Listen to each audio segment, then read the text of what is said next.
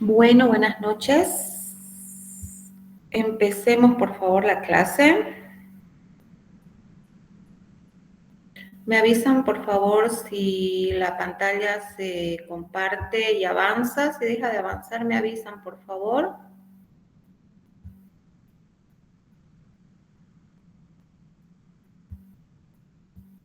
Ya, doctora, bien, le avisamos.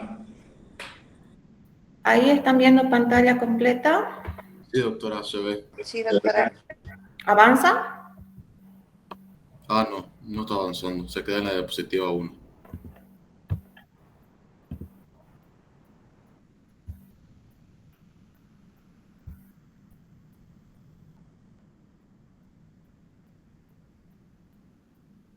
¿Nada? No, doctora, sigue en la diapositiva 1.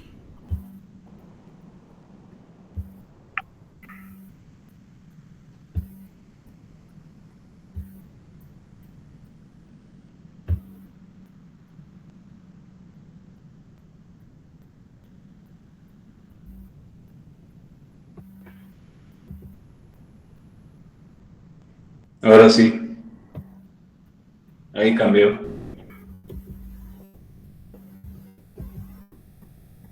¿Cambia? No. Ya cambió, doctora, ahorita. Está en la diapositiva 2. ¿Ahora cambió nuevamente? Ah, no, se queda en la 2. Ay, ¿qué pasa con esto? ¿Por qué siempre tengo problemas con esta cosa?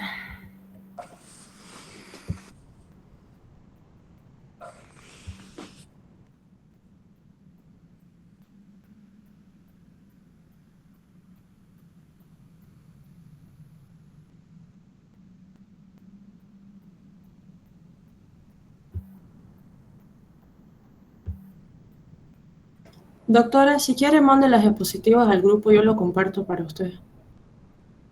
Dame un segundo, vamos a ver si funciona acá otra vez. Ahora, ¿pasa o no pasa? No se ve. No se ve, doctora. ¿Nada? No. Dejó de compartir pantalla. ¿Y ahora por qué se salió?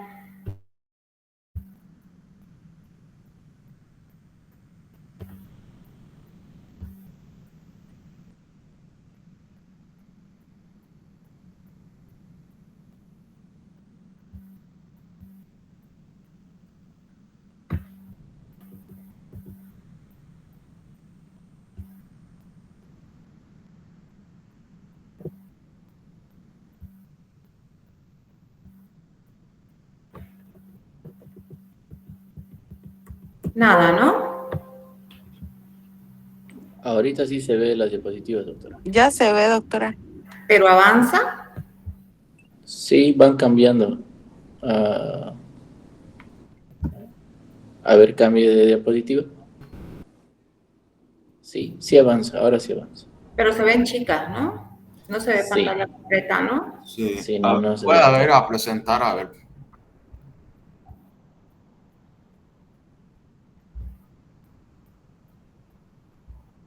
No cambia, ¿no? Ah, no, no, no. No. Y creo que ya. A ver, intente mover. Ah, sí, se mueve, pero se ve chico.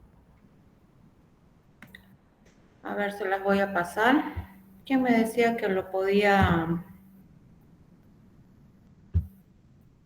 Yo, doctora, mándelo al grupo, yo lo comparto.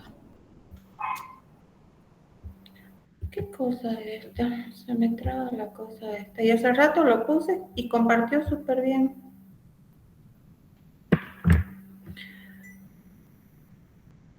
¿Está muy feo el Cristo? ¿Alguien pasó por ahí? Sí, doctora, se está llenando.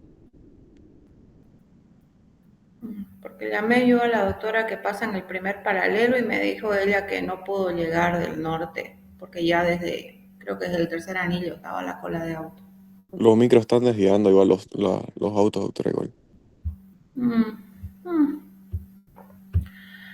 Octubre sin conflicto. Algo tenía que pasar. No creo que pase a más, la verdad.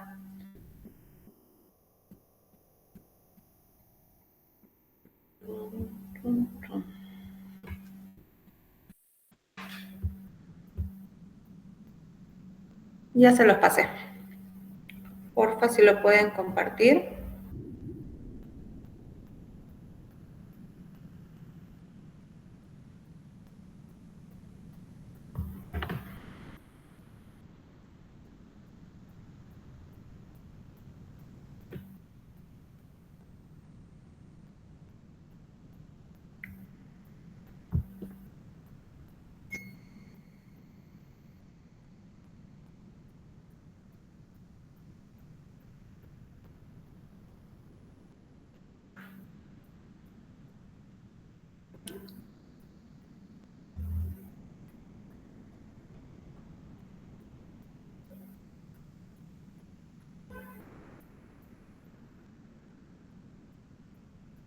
Se ve igual, creo. Se ve chiquito.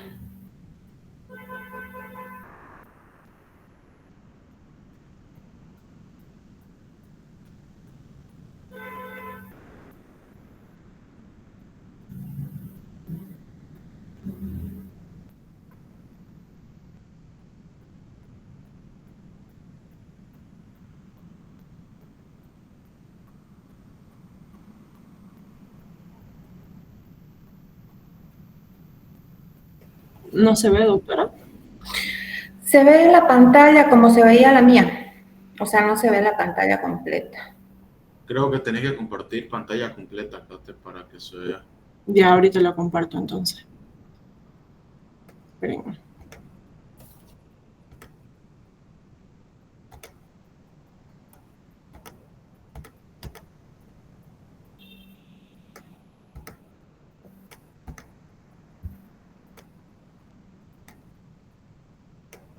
Ay. ¿Se ve? Sí. A ver, dale para adelante. A ver, A ver si se puede. Ah, ahora sí. ya, voy a mutearme.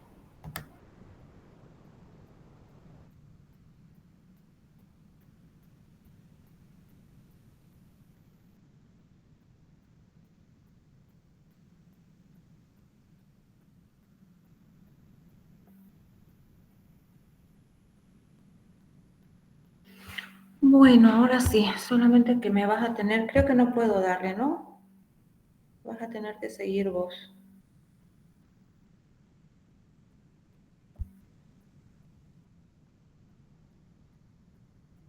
Sí, volvemos a la primera.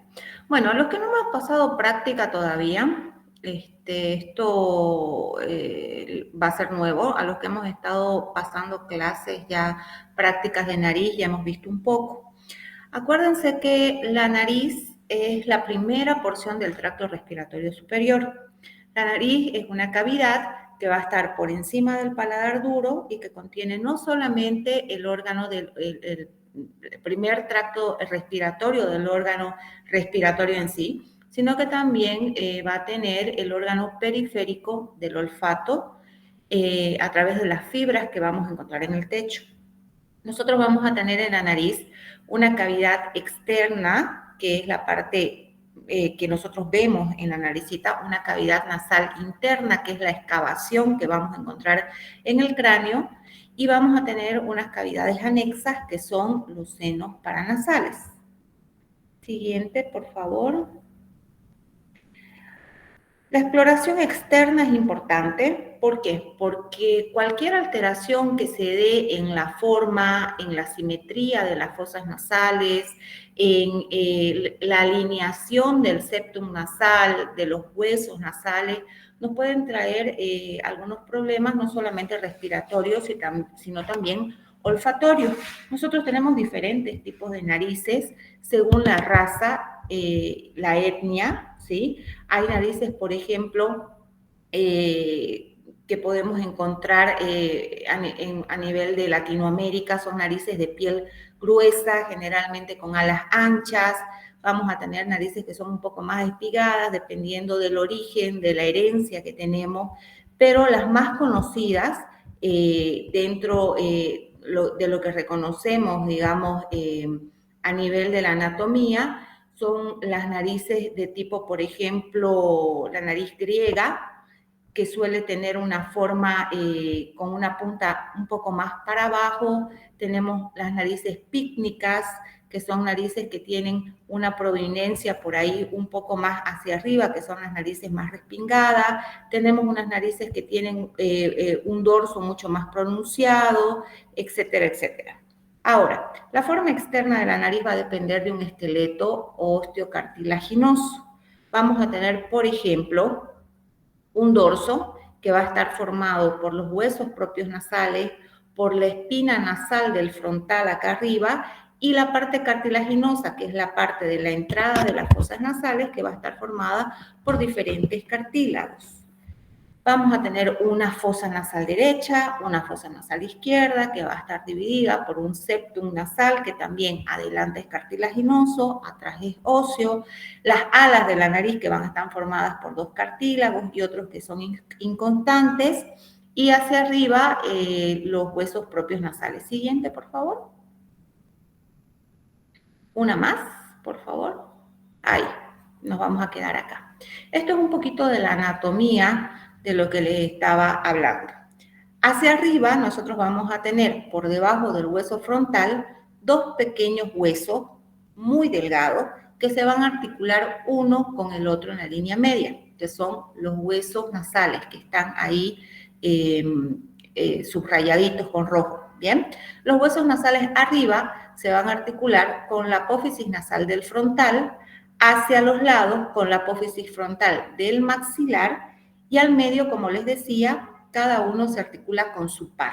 Esto es lo que va a formar la parte más superior de las fosas nasales.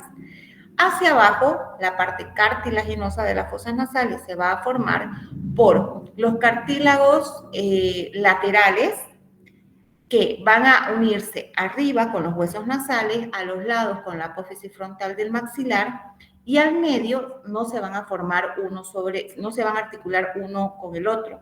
Lo que van a hacer estos cartílagos es unirse a lo que es el cartílago septal o cartílago del septum nasal, llamado también cartílago cuadrangular. Entonces, como ven acá, no sé si mi puntero se ve, chicos. ¿Se ve mi puntero o no? No, no se ve. Bueno, en la línea media del cartílago, de los cartílagos laterales, ustedes van a ver que hay donde dice cartílago del septo. Esa es la línea media. Entonces nosotros vamos a poder tocar por fuera el cartílago del septo. Este va a estar a modo de un sándwich entre medio de los dos cartílagos laterales. Ese es uno de los medios de fijación del cartílago septal. Adelante, la punta nasal y la columela, que es la parte más anterior de las fosas nasales, va a estar formado por estos cartílagos que tienen una forma de herradura, si se dan cuenta ya en la imagen de al lado, que son los cartílagos del ala mayor. Los cartílagos del ala mayor se van a fundir hacia la línea media, uno con el otro, y van a formar lo que es la punta nasal y la columela, se llama, que es la parte más anterior, donde inicia el septum nasal. Un poquito más adentro vamos a tener los cartílagos del ala menor, que van a estar formando parte de las narinas, que son las partes del vestíbulo nasal por fuera, que son las partes más externas de la fosa nasal. Ahora, si nosotros miramos la imagen donde tenemos la naricita mirada de abajo para arriba, donde vemos los cartílagos del ala mayor, en el piso nosotros vamos a poder ver cómo el cartílago del tabique, el cartílago del septo nasal, se agarra abajo en el piso en una prolongación del hueso maxilar. El hueso maxilar en esta zona se une el derecho con el izquierdo y va a formar lo que se llama la premaxila o espina nasal anterior del maxilar. Entonces, el septo nasal se va a unir abajo por unas fibras cruzadas muy fuertes que la mantienen en su sitio en toda la parte anterior de la fosa nasal, al maxilar a través de la espina nasal anterior del maxilar. Y arriba, en la parte de la fosa nasal, va a estar unido a los cartílagos laterales. Así es como se forma esta estructura y así es como se divide la estructura en dos fosas nasales. Vamos a la diapositiva de atrás, por favor. Acá. Esta imagen es más o menos para que podamos ver cómo es la estructura de la fosa nasal si nosotros realizamos un corte coronal. Nosotros vamos a ver acá abajo el piso de la fosa nasal que va a estar formado por el maxilar derecho e izquierdo que se unen en la línea media y forman la espina nasal o premaxila. De ahí para arriba vamos a partir con el cartílago septal, septo nasal o cartílago cuadrangular también se llama. A los lados nosotros vamos a tener las paredes del maxilar que después van a delimitar lo que son los senos maxilares. Y hacia arriba nosotros vamos a tener una estructura muy importante para la forma de las fosas para la función de las fosas nasales que van a formar parte del techo de las fosas nasales que es el hueso etmoidal.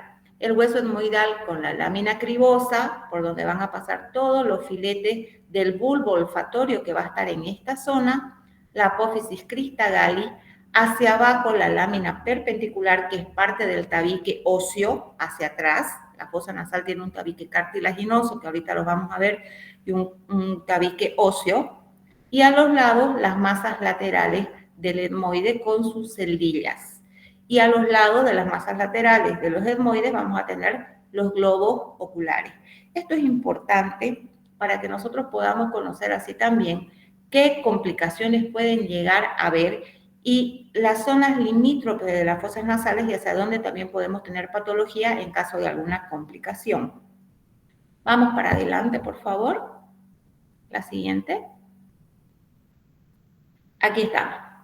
Este corte de la fosa nasal es un corte sagital a nivel de la pared del maxilar. Entonces, aquí nosotros lo que vamos a ver es que quitamos la pared septal, la pared media, o sea, todo el septo fue para afuera. Entonces, yo aquí estoy viendo la pared lateral, el maxilar. Entonces, si vamos de adelante para atrás, nosotros vamos a ver cartílago del ala mayor de la nariz, vamos a ver acá cartílago lateral, acá arriba voy a ver un poquito del hueso nasal propio, la espina del frontal, que se articula con los huesos nasales, acá arriba yo ya voy a tener el frontal con su seno correspondiente, acá está, y la base del cráneo que va a estar formada por el frontal en esta zona y por el etmoides y el esfenoides.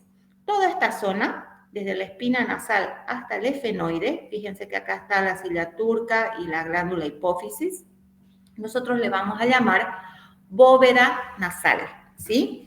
La bóveda nasal tiene una función. En la bóveda nasal, pequeñas cantidades de aire que nosotros respiramos van acá arriba, dan vuelta por en medio de los cornetes superiores y medios, y van en esta zona nosotros vamos a encontrar los filetes olfatorios que van a salir por la lámina cribosa, y vamos a tener la famosa mancha amarilla o mancha pituitaria. La mancha amarilla o mancha pituitaria es la encargada de que nosotros podamos diferenciar los diferentes olores, ya lo vamos a ver un poco más adelante. Pero esta bóveda nasal es muy importante, ¿por qué? Porque si nosotros no tuviéramos esta bóveda nasal que va como les digo, almacenar una pequeña cantidad de aire para la función odorífera, nosotros tendríamos mucha dificultad para poder captar olores.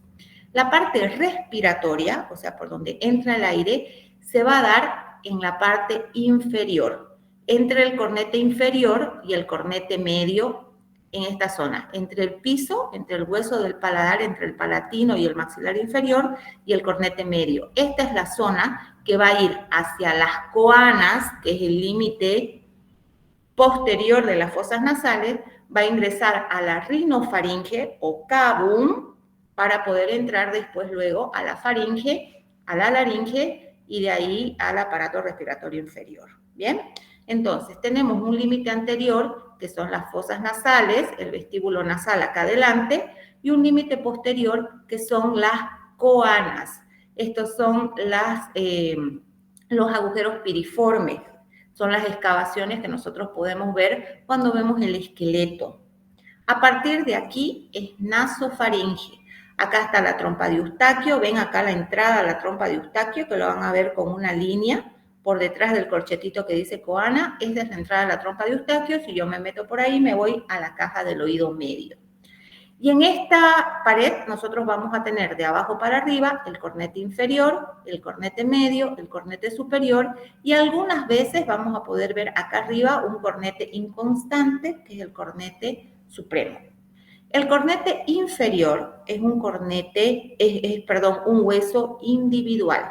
Este cornetito se va a articular en la pared del maxilar y va a tener una estructura en la mucosa muy parecido al cornete medio y al cornete superior.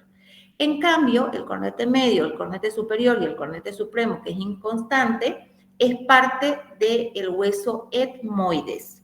Es una prolongación del hueso etmoides. Entonces, estos dos son parte del etmoide y este es un hueso individual. Vamos una más adelante, por favor. Muy bien. Aquí yo le estoy sacando, a esta misma imagen le estoy sacando el cornete medio, ¿bien? Es como que saco el cornete medio y lo que puedo ver sacando el cornete medio y el cornete superior, porque estoy en un corte un poquito más hacia la pared externa, es ver el meato por donde drena los senos, el seno maxilar, el seno frontal y las celdillas etmoidales anteriores, ¿sí?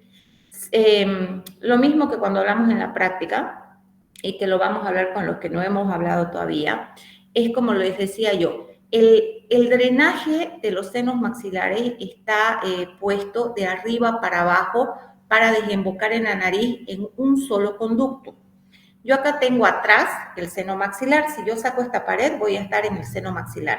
Este es el ostium o el meato por donde desemboca el seno maxilar. O sea, todas las secreciones del seno maxilar vienen por acá.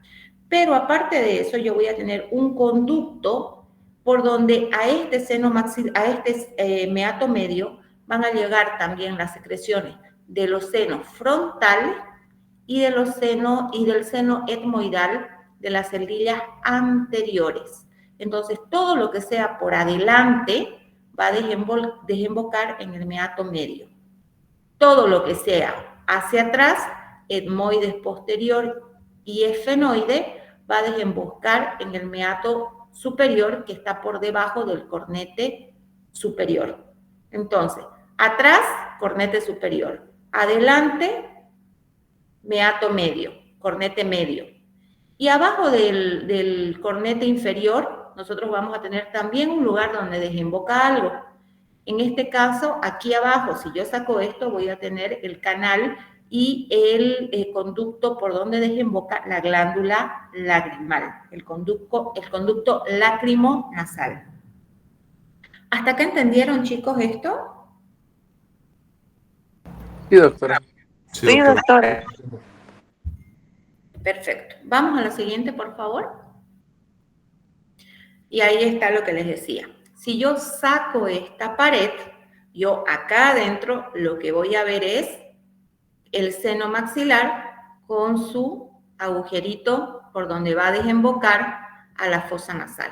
Entonces, esto es importante para comprender todo lo que es el drenaje y el recorrido del moco que va desde la fosa nasal y de los senos paranasales y que puede llegar a venir hacia adelante a la nariz o ir hacia atrás a la nasofaringe y ser deglutido.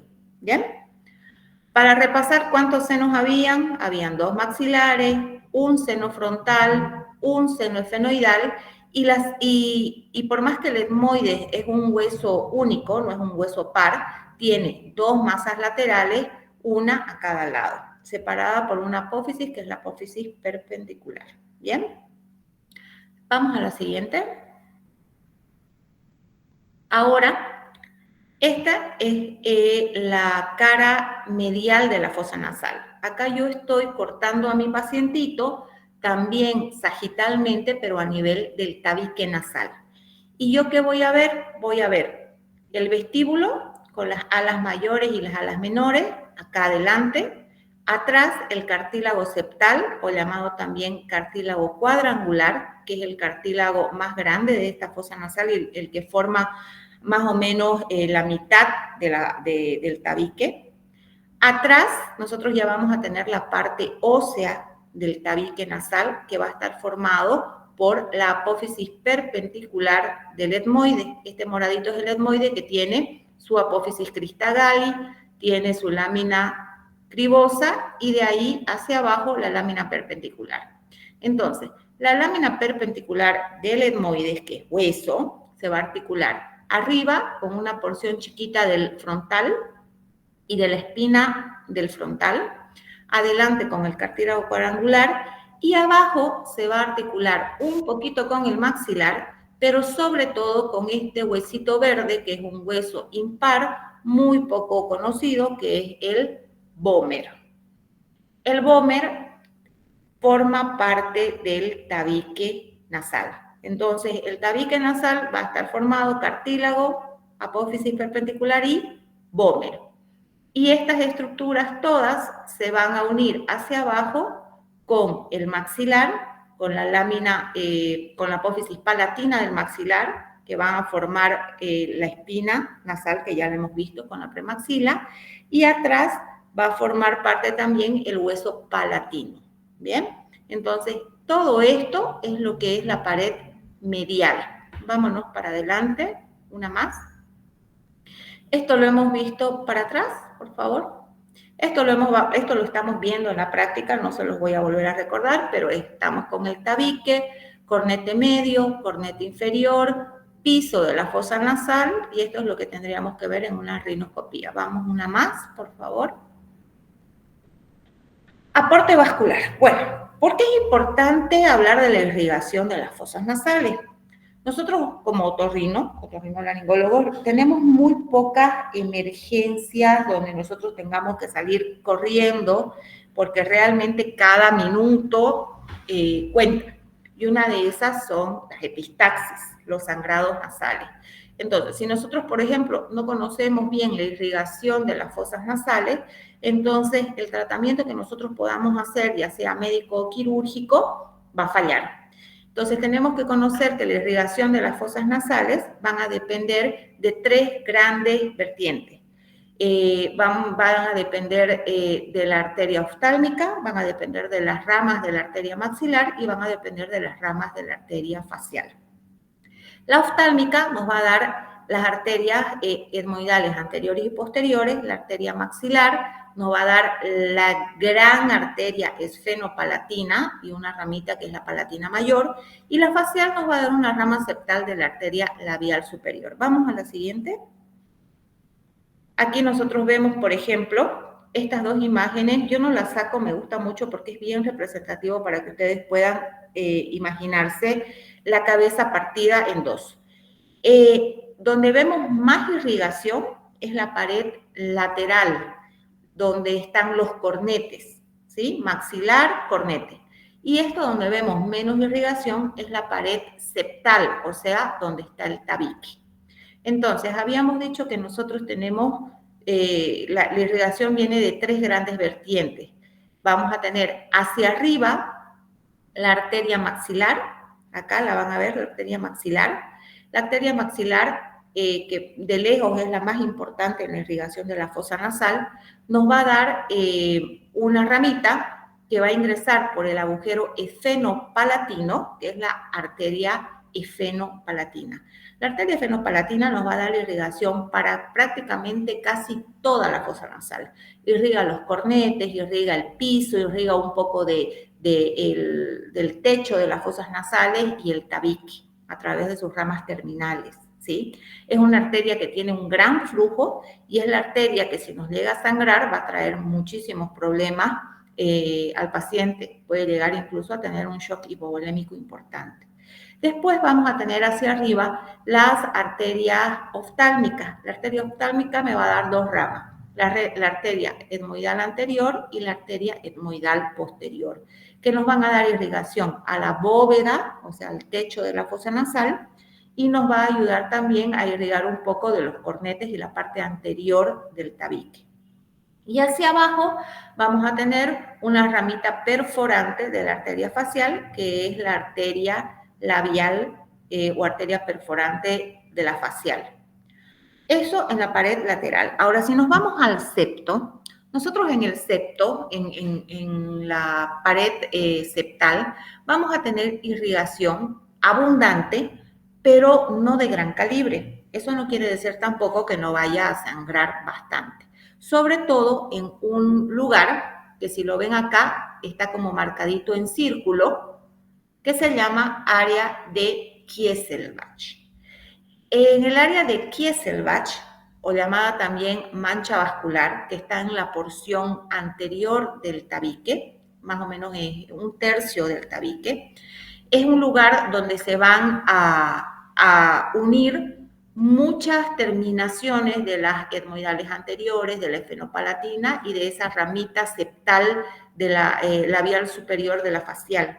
Entonces, ahí van a chocar todas las ramas terminales como pequeños, a modo de pequeños capilares, y van a formar como un ovillo vascular, que está muy superficial en la mucosa y que a veces cualquier cambio de presión, traumatismo, inflamación por algún cuadro viral, bacteriano, puede hacer que estos vasitos se rompan y produzcan sangrados que pueden ser por ahí no tan importantes, pero a veces son reiterativos, a veces producen mucha molestia a nivel de pacientes, por ejemplo, que pueden llegar a tener por el número de sangrados una repercusión hemodinámica. Entonces, los sangrados anteriores son los más frecuentes, por suerte, son los más benignos y los más fáciles de tratar. En cambio, si hablamos de sangrados posteriores, cuando hablamos sangrados de las etmoidales posteriores o sangrados, por ejemplo, de la esfenopalatina, son sangrados que pueden ser muy abundantes y que nos pueden ser letales con los pacientes. Vamos para adelante. Ahora, la inervación. La inervación de la nariz está básicamente dada por el séptimo par, por el facial, y por las ramas B1 y B2 del trigémino, ¿sí? Generalmente la piel, todo lo que es la parte externa sensitiva, va a estar dada por el trigémino, y los músculos de la estructura nasal van a estar inervados por el facial. No hay mucho más que decir en la inervación de lo que es piel y músculo. Vamos para adelante. Una más. Aquí lo que por ahí es un poquito más importante y lo que no se ve, digamos, no muy seguido, no lo ven por ahí mucho cuando llevan anatomía o cuando llevan fisiología, es la función olfatoria. ¿Bien? Ustedes saben que por encima del etmoides, en el techo de la fosa nasal, vamos a tener la lámina cribosa.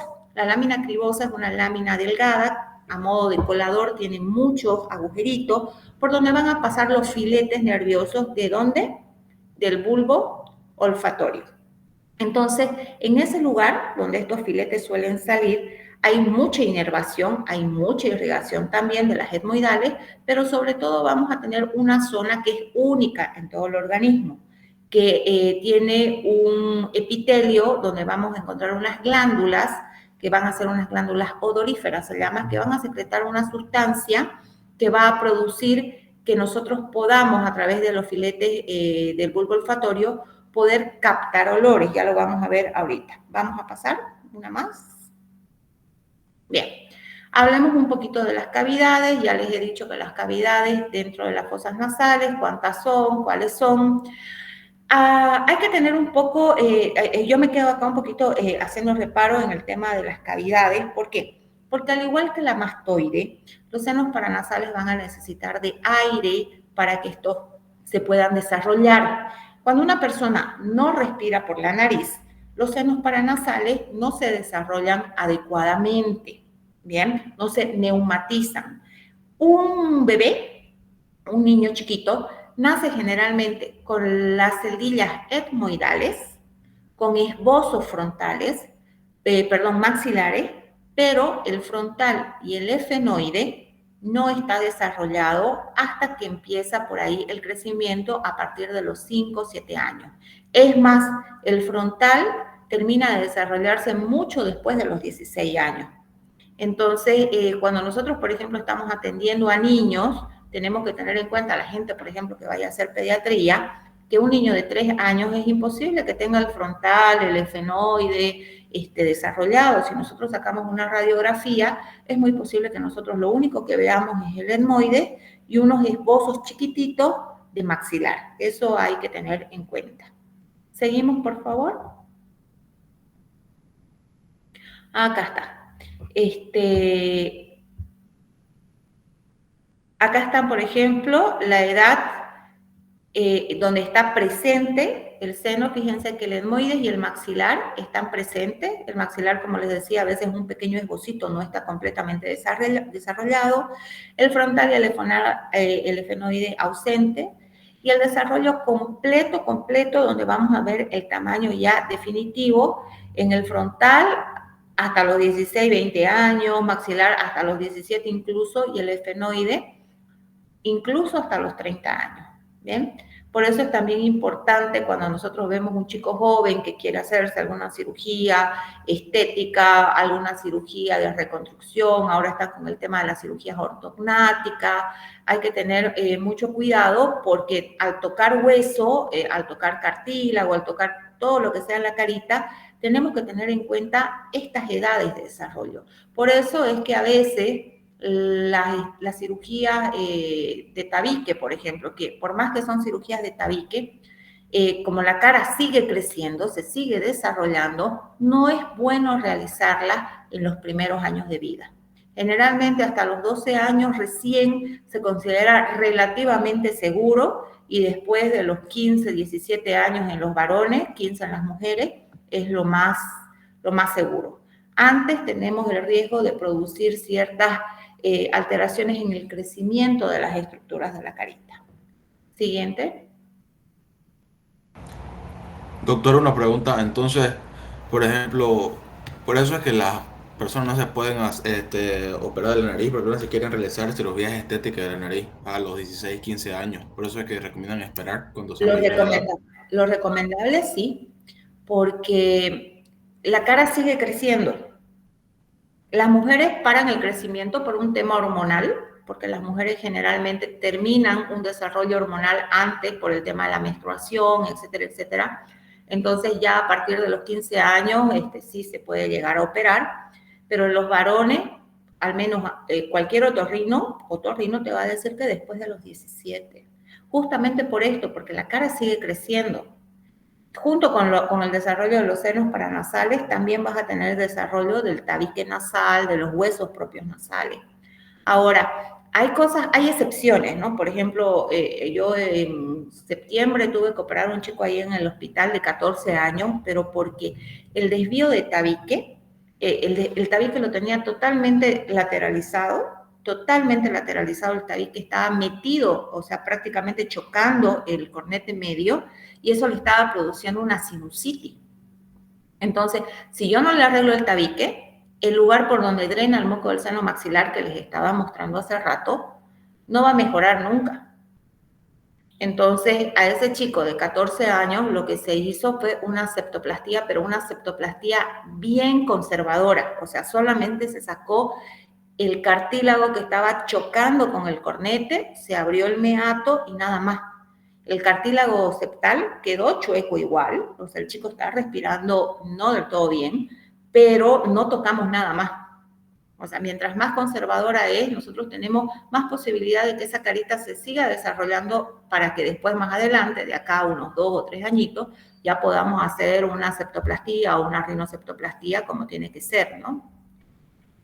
Eso al menos con criterio. Cuando hay que hacerlo, no importa, pero hay que ser bien conservadores con el tratamiento. ¿Contestado? ¿Fabián? Sí, doctora, gracias. Bueno, este esquemita también es bien didáctico. Esto es más que todo lo que les decía acerca de la función de la fosa nasal. Fíjense que arriba toda la parte amarilla, que es como que estuviera representando toda la bóveda nasal, es como si estuviera representando la mancha amarilla o pituitaria. Fíjense que ahí está la lámina cribiforme, la lámina cribosa, está el bulbo olfatorio, están las fenestraciones por donde pasan los filetes olfatorios. Más abajo tenemos el cornete medio, el cornete superior, y abajo entre el cornete medio y el cornete inferior está el área respiratoria. De las fosas nasales anteriores, por ahí pasa un buen chorro de aire.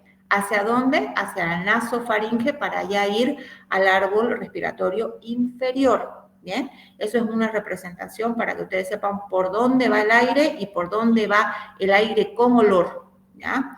Fíjense que adelante el vestíbulo nasal tiene mucosa, que es un epitelio escamoso, piel. Pero a partir más o menos de que pasa el vestíbulo, nosotros ya vamos a tener epitelio respiratorio, epitelio con cilias, que me van a ayudar con el movimiento del moco. Siguiente.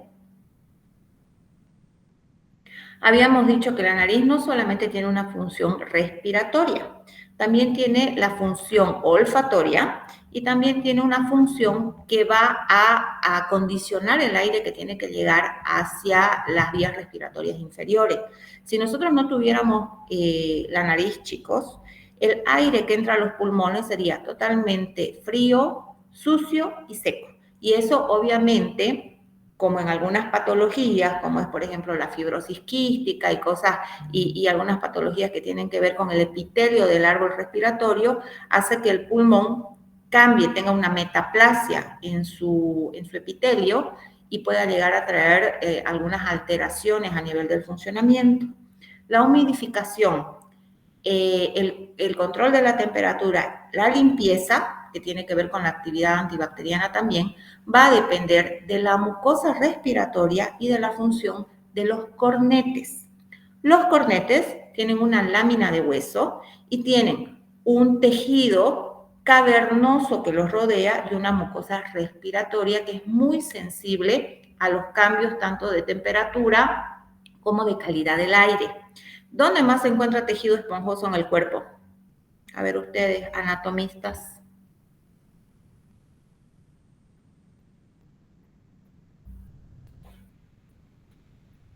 En los órganos sexuales, chicos, en el pene y en el clítoris. El mismo tejido eréctil que se llena de sangre para agrandar los órganos sexuales, los vamos a tener también parecidos, no son los mismos, pero muy parecidos en los cornetes. Los cornetes tienen lagos sanguíneos que cuando ustedes están en contacto, por ejemplo, con aire muy frío, van a llenarse de sangre. ¿Para qué? Para poder calentar el aire que tiene que empezar a circular por la fosa nasal. La vasodilatación va a producir también más producción de moco y ese moco va a ayudar también a humidificar el aire y el moco, como es filante, es pegajoso, también va a ayudar a filtrar el aire. Entonces, todo eso es gracias a la vasodilatación que se da en la mucosa respiratoria y en los cornetes. Siguiente. Ahí está. Vamos a hablar de la función olfatoria rapidito. Más o menos lo que ya les había estado diciendo, en la mucosa pituitaria, arriba en ese epitelio amarillo que nosotros tenemos, la mancha amarilla que tenemos en la bóveda, cerquita del bulbo olfatorio, nosotros vamos a tener un epitelio especializado. Vamos a tener epitelio cilíndrico estratificado, que va a tener neuronas sensoriales, olfatorias, va a tener células de soporte, células basales, una lámina propia. ¿Y qué es lo que llama la atención de este epitelio? Que nosotros acá vamos a encontrar unas glándulas que no se las encuentra en otro lugar del organismo, que son las glándulas llamadas glándulas de Bowman, que si lo ven el dibujito, la van a ver la glándula de Bowman amarillita con manchitas rosadas, que tienen un canal un poco más marcado, y las glándulas de Bowman van a secretar una sustancia odorífera se llama, que es rica en fosfolípidos, ¿sí? Rica en grasa. Entonces, esta sustancia rica en grasas va a hacer que cuando entre un poco de aire con algunas partículas, por ejemplo, no sé, están ustedes en una florería o están comprando flores, respiran el aroma de la florcita, una pequeña porción de esas partículas va a subir a la bóveda. Y en la bóveda, como tenemos esta sustancia pegajosa, grasosa, estas partículas se van a pegar. Y esta sustancia grasosa las va a descomponer, las va a degradar. Y eso va a hacer que sea mucho más fácil, va a ser mucho más fácil el trabajo de las neuronas sensoriales olfatorias para poder captar el tipo de sustancia que ustedes están oliendo. Si es una sustancia agradable, si no es agradable, si es picante, si es ácida, etcétera, etcétera, etcétera. Entonces, esa es la función de la pituitaria, de ese tejido especial que tenemos en la parte superior de la naricita. Siguiente. Esto igual es más o menos lo mismo que les estaba contando. Ahí tenemos la representación del bulbo olfatorio con las células, los bromérulos, los filetes que están ya traspasando la lámina cribosa y que van a ir a la lámina propia que tiene las células de sostén, las células propias, la glándula de Bowman y cómo tiene su conducto grueso que va a tener sus conductos de salida en la mucosa respiratoria.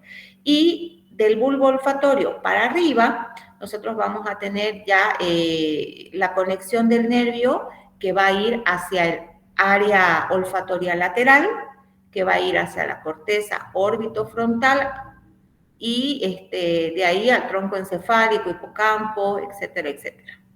Siguiente.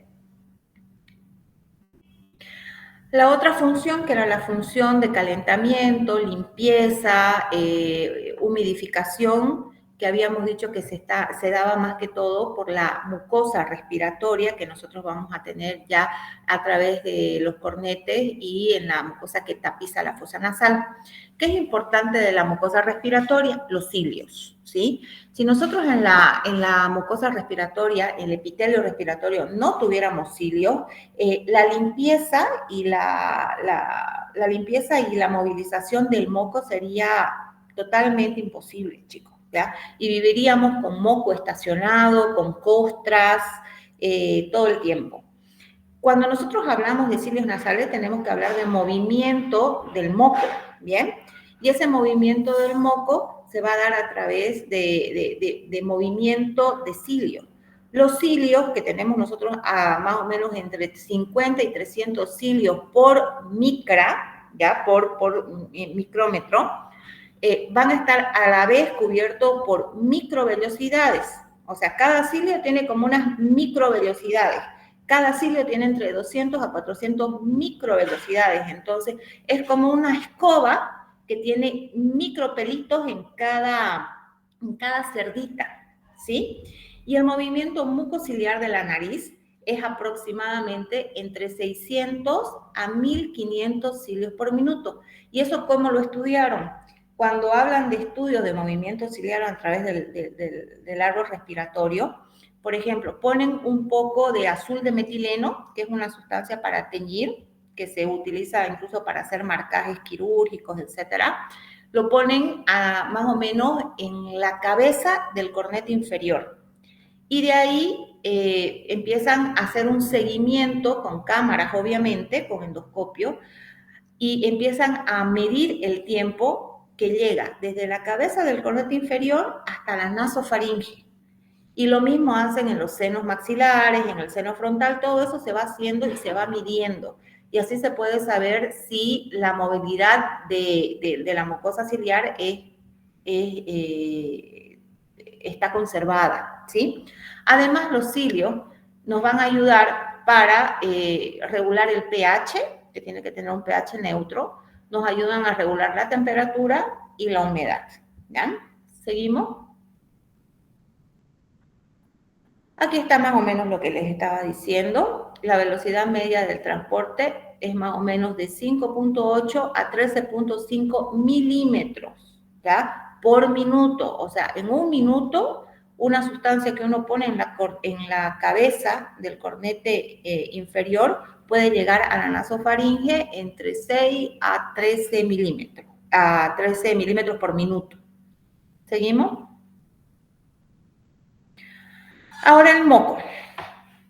¿Cómo podemos lograr que las cilias y las microcilias muevan el moco? Si nosotros tenemos un moco muy duro, muy espeso, es difícil que las cilias lo puedan limpiar. Entonces, el moco tiene que ser una sustancia adecuada para que los cilios se puedan mover. El moco nasal está compuesto 96% por agua y 3% por glucoproteínas, ¿sí? Se produce, una persona normal, obviamente, produce más o menos entre 30 a 50 centímetros cúbicos por kilogramo por día de moco durante el día, ¿sí? Y este moco siempre va a producirse en las células mucinosas del epitelio y va a estar sobre los cilios. Ahora, ¿qué pasa cuando una persona está resfriada? ¿Qué pasa cuando una persona tiene alguna patología viral, bacteriana? El moco se espesa, se contamina y se espesa. Y eso llega a producir que las cilias también se paralicen, ¿sí? Y el movimiento ciliar se enlentece. Al enlentecerse el movimiento ciliar, nosotros vamos a tener éstasis de secreciones, que quiere decir que las secreciones no se van a mover con la movilidad que nosotros queremos, y eso puede llegar a desencadenar ciertas patologías, como por ejemplo la sinusitis. ¿Bien? Entonces, por eso es importante conocer esto. Vamos para adelante, creo que ya es una de las últimas. Bueno, la limpieza del aire, la humidificación, ya les hablé más o menos de eso. La limpieza del aire se da por las cilias y la humidificación por la secreción de los mocos. Una más, vamos para adelante. Esto que es importante que lo sepan, porque muchas personas no saben de esto y es bastante común. Nosotros, todas las personas, todas, tenemos lo que se llama el ciclo nasal, ¿sí? El ciclo nasal no es nuevo, no es algo novedoso, está descrito desde 1895 en estudios dados por un anatomista, por un médico que hacía estudios de anatomía, apellidado Kaiser, donde este científico lo que decía es que en la fosa nasal nosotros tenemos alternancia en la fase de respiración. ¿Eso qué quiere decir? Nosotros, sobre todo en la noche, cuando tenemos funciones basales, o sea, cuando la respiración no es activa y tenemos respiración basal muy superficial, la fosa nasal tiene un mecanismo como de descanso. Una fosa nasal se congestiona, ¿para qué? Para que el aire no entre y la corriente del aire no choque sobre las paredes del cornete. Y eso hace que la mucosa descanse. Después de cierto tiempo, la nariz que está descongestionada se congestiona, el cornete se agranda, y la nariz que estaba congestionada se descongestiona, ¿sí? Estos cambios se dan por la actividad de las fibras simpáticas del organismo, que son las encargadas de regular la circulación sanguínea dentro de los cornetes. Una persona que no tiene ningún tipo de alteración estructural, por ejemplo, no tiene un desvío de tabique, no tiene hipertrofia de cornete o no tiene alguna patología como rinitis crónica, etcétera, este ciclo nasal lo puede sentir, pero a veces está durmiendo y ni siquiera lo siente. Pero una persona que tiene una alteración estructural puede ser muy evidente el ciclo nasal. Entonces, son los pacientes que vienen al consultorio y nos dicen, ¿sabe qué, doctora? Lo que pasa es que en la noche no puedo dormir porque estoy empezando a dormir, se me tapa una fosa nasal y como de esta derecha yo no respiro bien durante todo el día, es como que se me tapan las dos y no puedo dormir, tengo que respirar con la boca abierta, ronco, etc. Después de un rato, cuando cambio de posición, hay una fosa nasal que se me abre y respiro normal. Pero esto pasa todas las noches. Y si hace frío, también pasa lo mismo. Y si estoy, por ejemplo, en lugares con mucha humedad, me pasa lo mismo. Entonces, esto es un ciclo fisiológico, pero que en personas que tienen alguna alteración, este ciclo fisiológico le puede llegar a producir ciertas molestias. Siguiente. Y listo, chicos. ¿Preguntas? No, doctora. ¿Todo claro? No, doctora. ¿Seguro? ¿Les puedo tomar? Todo claro, doctora. Muy bien, chicos. Perfecto.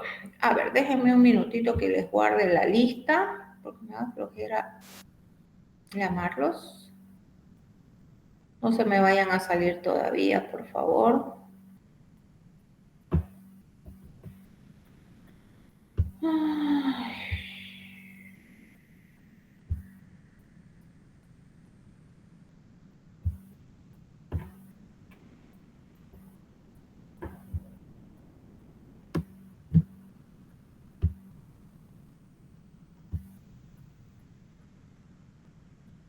Ay, antes que me olvide, por favor, esta semana tenemos que empezar a dar los prácticos.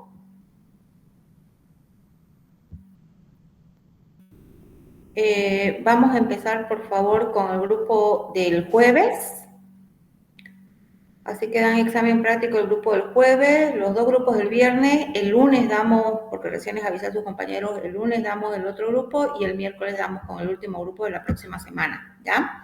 Los temas, por favor, habían 44 hace rato, los que se añadieron recién no están en la lista, chicos. Los temas son todo lo que hemos visto de oído, ¿sí? Doctora, ¿va a ser escrito o va a ser oral? No, son orales los temas, chicos. En la práctica son orales. Son solamente los temas que vimos en la práctica de oído, todo lo que es exploración, otoscopía. Con algunos vimos la parte de vértigo, algunos no fueron a las clases de vértigo, que eran las últimas clases antes de la práctica, del teórico. ¿Y cómo va a ser el examen, doctora? Oral. Oral, chicos. Van a sacar un bolito y van a ir respondiendo, van a entrar de A2 o de A3 y van a ir respondiendo según lo que les toque. Es lo que hemos estado haciendo en la práctica, nada del otro mundo. Es fácil, no se preocupen. Entendido. Pero, ¿ah? Nada, entendido, doctora, le decía. Ah, listo. ¿Qué más les tenía que decir? Está, uno de sus compañeras tendría que estar. ¿Amancio está? Sí, doctora, estoy. ¿Te vas a quedar después listo? Que colguemos con tus compañeros para ver el tema de tu examen. Ya está bien, doctora. La persona que tenía que dar segunda instancia, ¿cómo es su primera instancia? Los que tienen que dar segunda instancia, chicos, pónganse de acuerdo para ver cuándo se los voy a tomar, por favor, que no les choque con otros exámenes. No se atrasen mucho tampoco para que no les choque después con los recuperatorios de otros temas. Y la persona que tiene que dar su primera instancia me avisa para que la dé si quiere en el consultorio. Sí, doctora, me quedo igual entonces.